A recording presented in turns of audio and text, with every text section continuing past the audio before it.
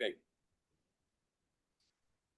Bien, amigos de Radio Victoria, Ojo con Eso Televisión. A continuación vamos a conversar con el embajador Alberto Garantón.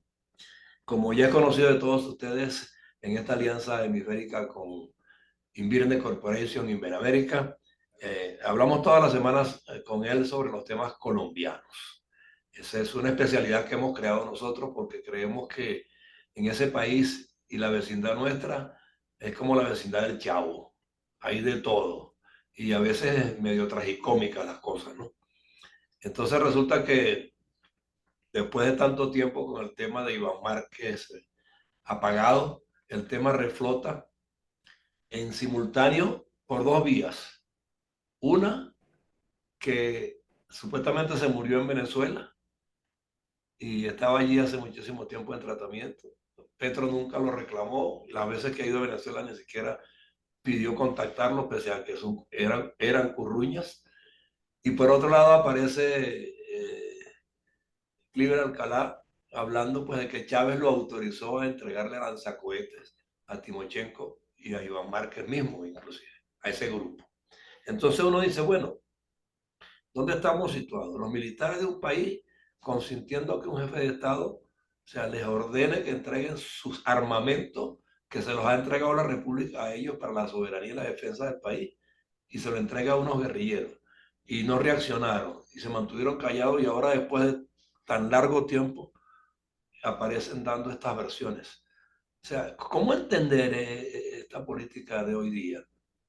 ¿Y qué fines andan buscando los grupos irregulares y los delincuentes dentro de los gobiernos? Porque es que ya lo tienen todo, roban a manos llenas, pero quieren seguir allí. ¿Será que no encuentran a dónde ir a disfrutar los dineros o es que se están consolidando como los magnates del futuro?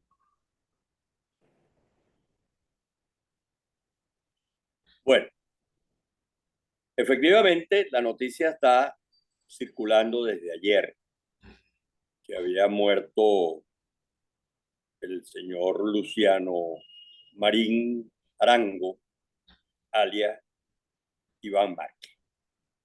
Como es de público conocimiento, el señor Márquez fue el actor principal de la firma del acuerdo de paz en La Habana con el gobierno de Juan Manuel Santos. Eh, Después de unas desavenencias con el gobierno de Santos, se aparta y se convierte en disidente del plan de paz y crea la segunda Marquetalia o la nueva Marquetalia, que fue el origen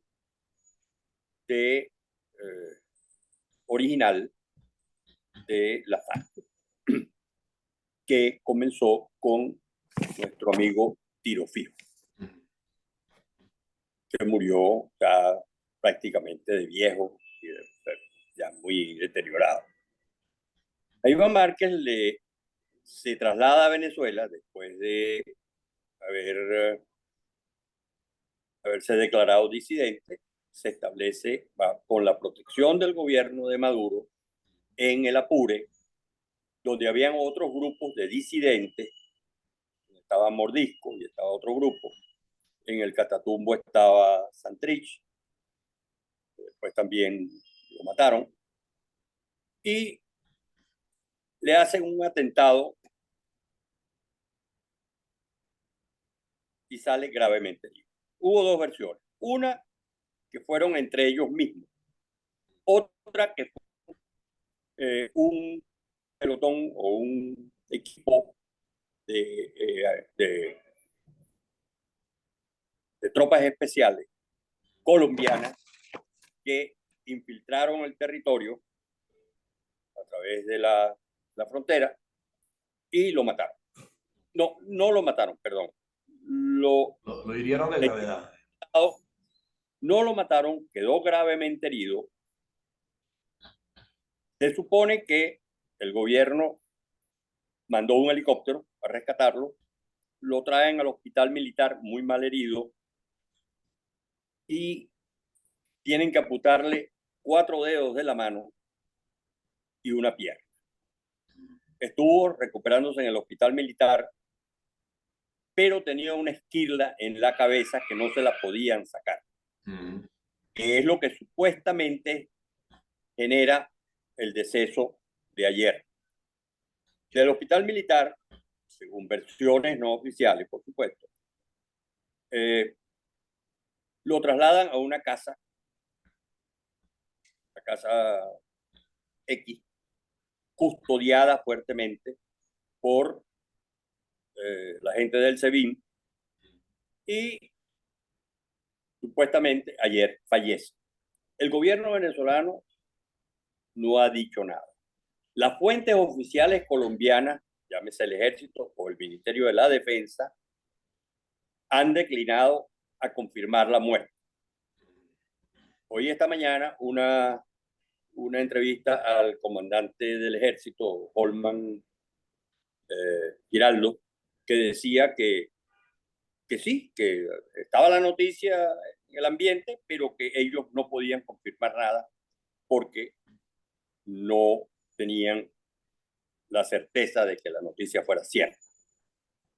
Por otro lado, se les comentó que si tenían acceso o contacto con sus contrapartes venezolanas.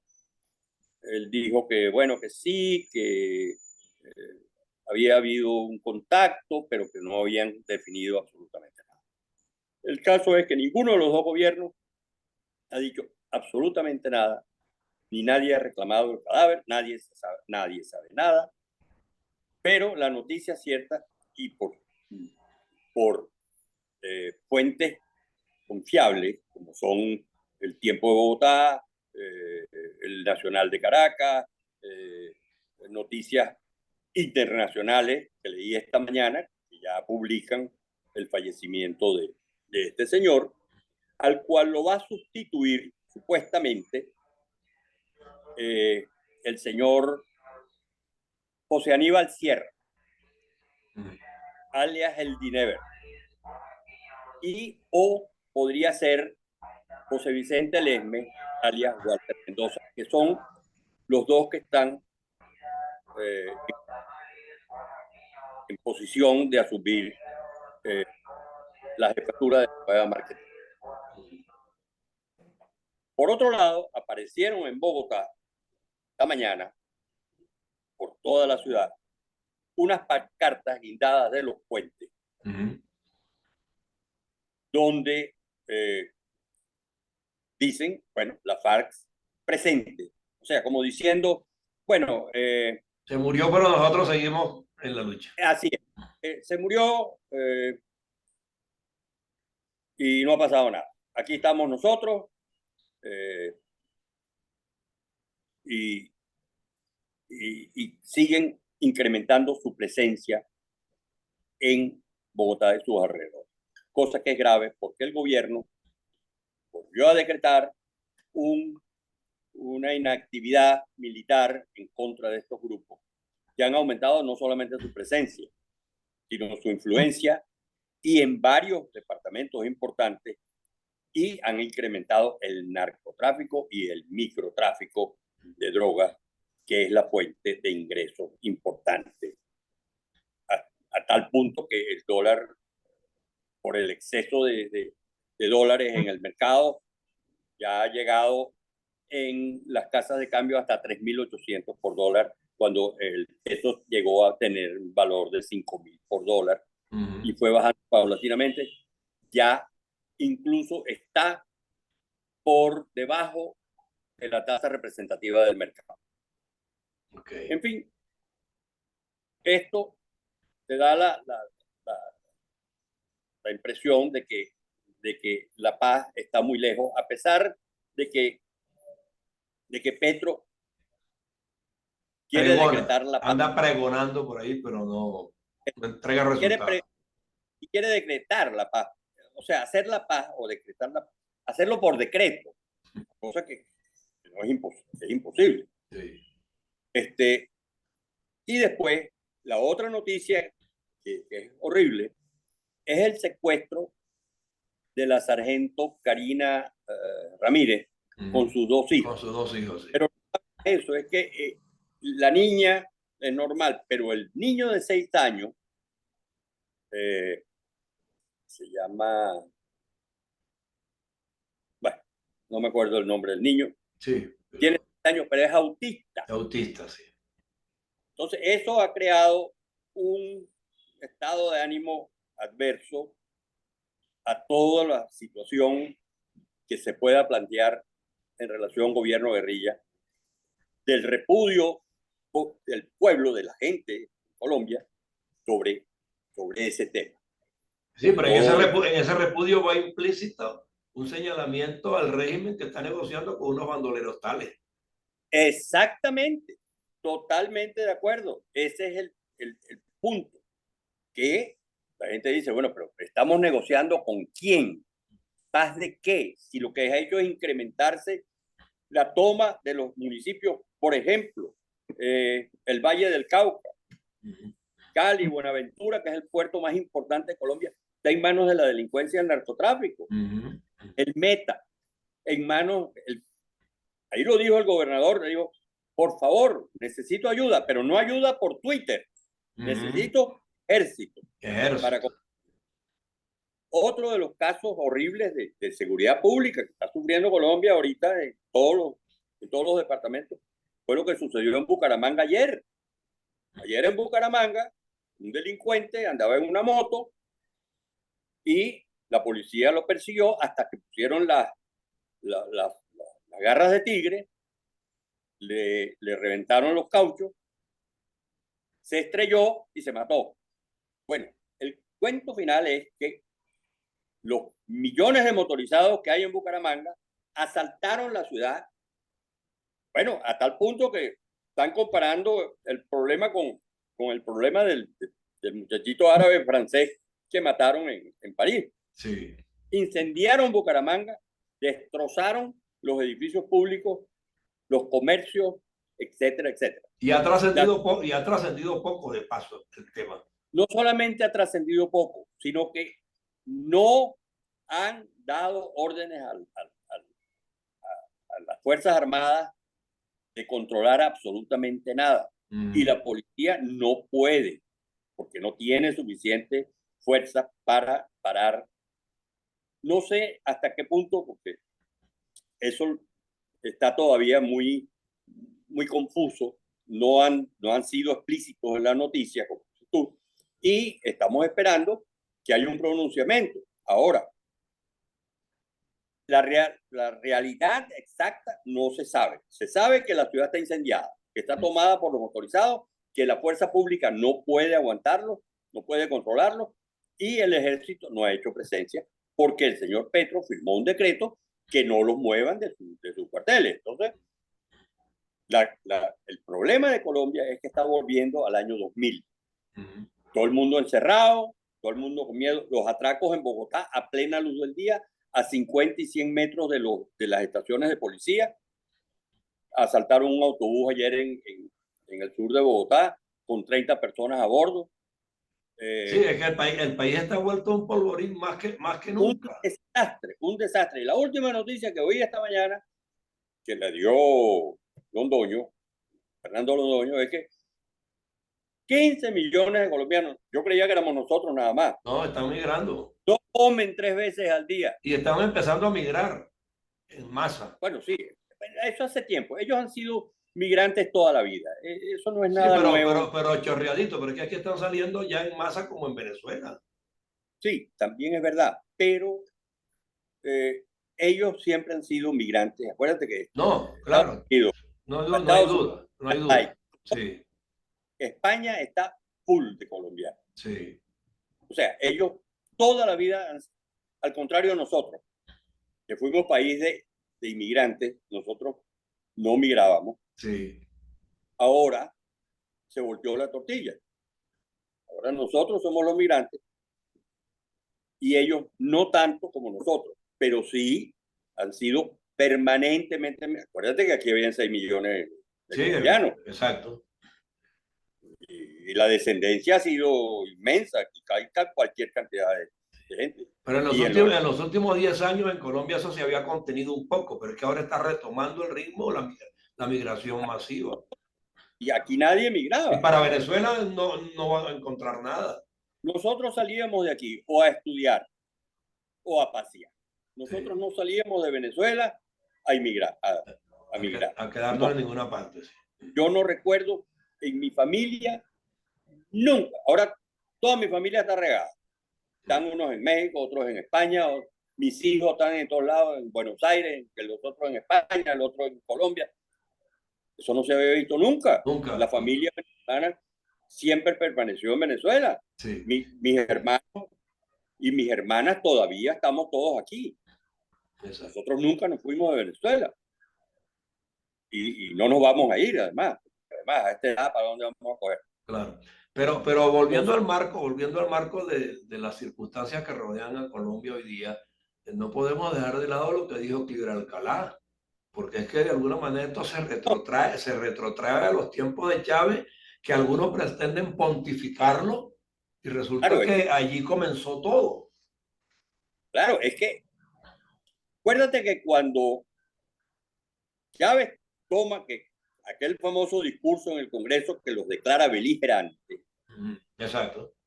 Chávez ya le había dado órdenes a Cliver Alcalá, a Rodríguez Chacín, al Pollo Carvajal y había otro.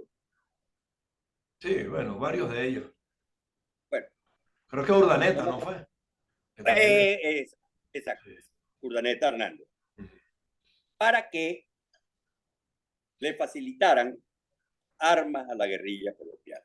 Eso lo sabía todo el mundo. Eso lo dijeron los gringos, lo dijo todo el mundo. Todo el mundo sabía que Chávez estaba propiciándole armas o proveyéndole armas a la guerrilla colombiana. Sí. Eso no nos agarró, a mí no me agarró de sorpresa. Eso era un secreto a voces. O sea que el señor que iba a Alcalá, que lo haya declarado ahora en un tribunal en los Estados Unidos, a estas alturas, eso es, como dicen los, eso es Eso es un caliente. llover sobre mojado y no resuelve nada. Eso, como dicen ustedes los periodistas, es caliche. Es caliche, sí, exactamente. Sí. Entonces, eso todo se sabía, todo se supo en su momento, además, porque hay grabaciones y hay documentales y documentos que lo prueban. O sea que eso no, eso es fiambre, eso no tiene a estas alturas, claro, lo van a usar en contra de Cliver Alcalá. No sé al final cómo va a terminar esta novela de Cliver Alcalá en los Estados Unidos con las declaraciones que está dando. Exacto.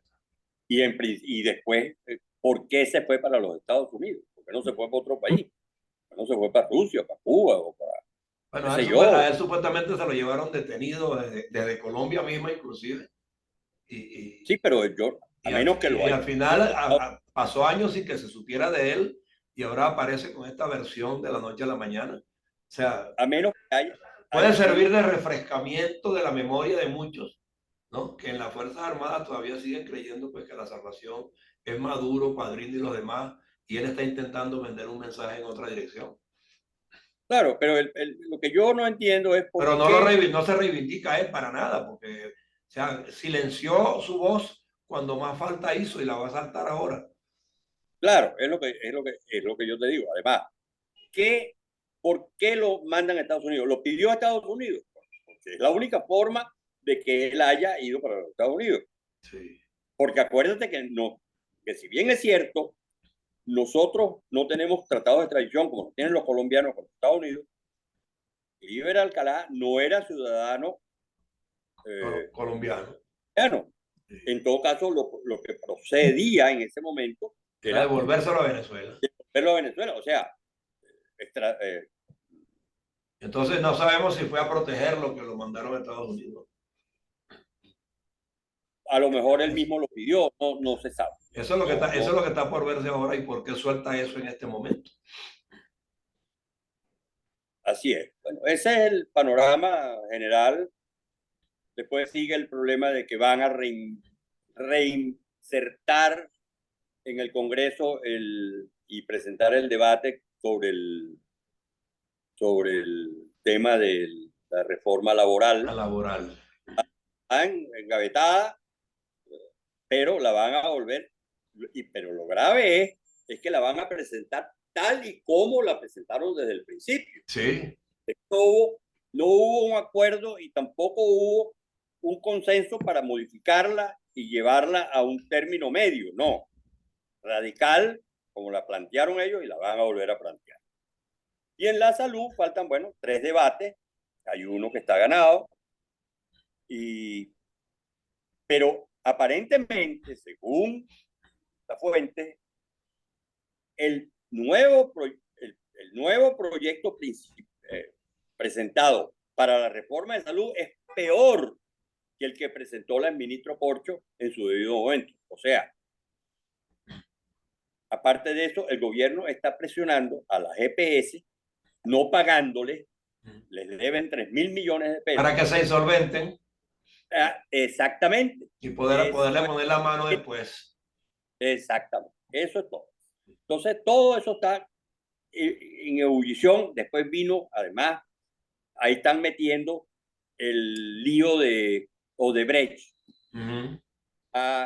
Ya Iván Zuluaga renunció al Partido Centro Democrático y se presenta el lunes en el tribunal pero lo que me llamó la atención es que el abogado de la Odebrecht, en su debido momento, fue el director principal de la campaña de Petro. Imagínate.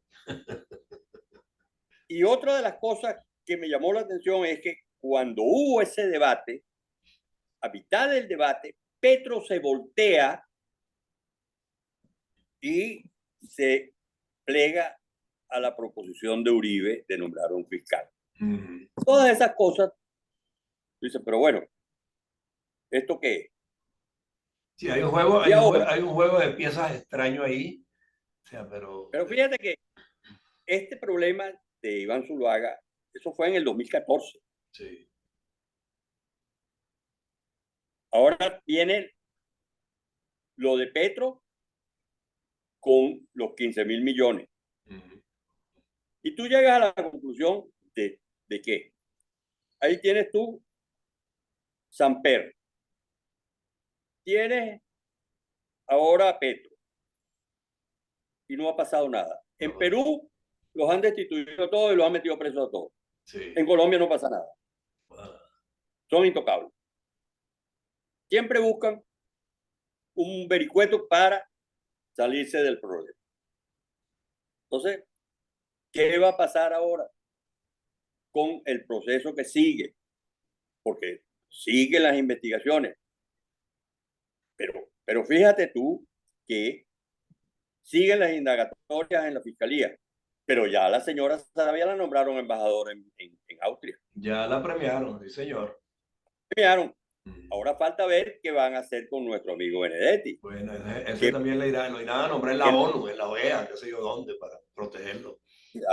Alguna vuelta, como dicen allá, le buscarán a Benedetti. No nos sorprendamos que en los próximos días nos suelten la noticia que lo salva. No me extrañaría para nada, Sí. en absoluto. Bueno, esa es la política colombiana que analizamos semana a semana con Alberto Garantón. Y la próxima semana, pues, vamos a seguir atentos porque este tema no termina allí. Se clarificarán algunas cosas, tal vez, pero en la forma en que se están conduciendo parece que todo tiende a echarle tierrita a lo más mínimo, ¿no? Bueno, y ya arrancó la campaña para los regionales. Ese es otro aspecto más que hay que ver. Hay que ver qué ocurre, porque allí pueden ocurrir muchas cosas violentas también con esos candidatos cuando empiecen a movilizarse, ¿no? Ya el problema es ese. El problema es que en los territorios que están tomados por la guerrilla no les permiten a la oposición entrar a hacer campaña. Exacto. Amenazan, los han amenazado y no pueden. Sí. El gobernador del Meta dice que están haciendo campaña en los centros poblados. No, y estas actuaciones incendiarias pueden ir en esa dirección, de empezar a condicionar a ciertos candidatos para que no se aparezcan por ahí. Claro. Ya Fico se lanzó para alcalde de Medellín y las encuestas lo llevan, pero sobrado. Vamos a ver qué pasa en estos próximos días, que empieza ya a coger calor la campaña, apenas está empezando. Creo que empezó ayer o antes de ayer, y ya vamos a ver esta semana que viene cómo coge fuerza, coge calor. Ahí lo evaluaremos el próximo viernes, entonces, cómo le está yendo a cada uno de los candidatos. Claro. Y cómo van a cabalgar sobre esos territorios en conflicto extremo, ¿no? Por ejemplo, en el Atlántico sé que se lanzó mi amigo Verano de la Rosa, Ajá. Eduardo, y que ya fue gobernador dos periodos, pero es el favorito, porque además se alió con los grupos políticos duros de la costa, como son los Char. Ah, ok. Bueno. Entonces, no, es casi imposible que pierda. Porque además es un tipo carismático y es un tipo que lo hizo bien. Y es un tipo serio, hasta donde yo lo conozco. Okay. Yo tuve muy buenas relaciones con él. Y bueno. Bueno, a ver si en una de esas te lo traes al programa y lo conversamos también. También puede ser. Posible, pues. Déjame Okay. averiguar. Averigua a ver si lo cuadramos y hablamos con él para ver cómo ve el panorama en esta ocasión. Ok. Bueno, Alberto, un abrazo de todos modos y nos vemos la próxima semana. Y antes, Nos si vemos. fuese necesario. Gracias. Ok. Saludos. Alberto Garantón en Radio Victoria con esa televisión, en esta nuestra alianza ibérica con Benemérica y con Invirne Corporation. Gracias por su tiempo.